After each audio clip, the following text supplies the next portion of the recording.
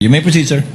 Thank you, Your Honors. Your Honors, ang posisyon po ng depensa dito ay subpoena and a search warrant are very much similar in that both are compulsory processes. No?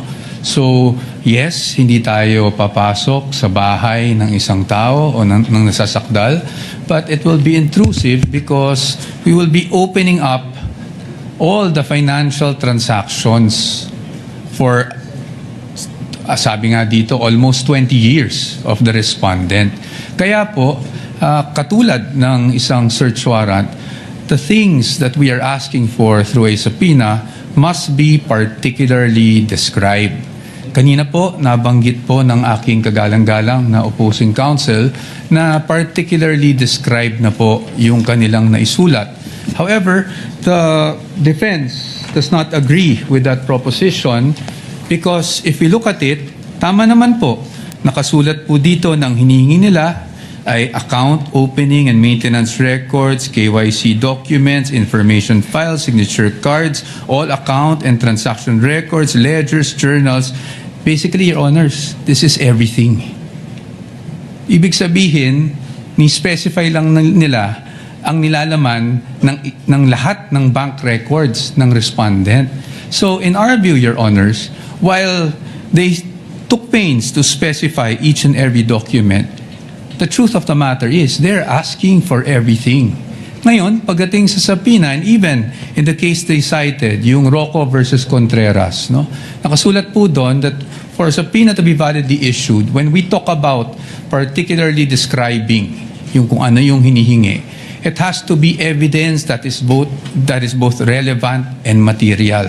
So ang tanong namin, saan ba dito yung relevant or material? Kasi lahat na po ng records hiningi eh. So, and this bolsters our theory, of course with all due respect to the opposing side, na kaya namin tinatawag o kaya namin natawag na fishing expedition ito. Kasi lahat na ng records hiningi, pero hindi naman matukoy which would actually be relevant, which would actually be evidentiary to the accusations they have made under the articles of impeachment.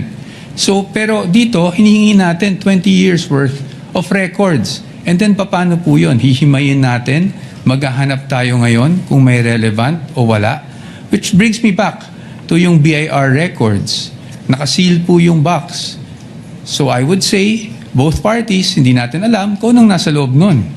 Yet, we're hoping na somehow, pag nabuksan yung box na yon, meron po tayong makikitang ebidensya. And that's why, again, with all due respect, we called it a fishing expedition. Kasi hindi naman na-identify kung ano mismo doon yung pwedeng ebidensya laban sa sinasabing unexplained wealth umano ng Vice Presidente.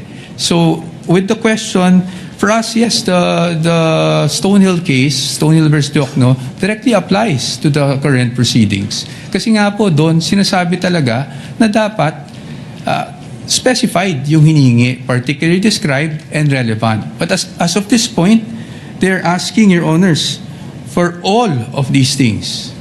And again, while they specified each and every document, kung babasahin niyo po ng mabuti ito, they're actually asking for all bank records without, in fact, telling us which transaction is relevant to their accusation, which transaction will actually support their accusation. Yun po yung aming pananaw dito sa tanong ng ating kagalang-galang na hukom. Thank you po.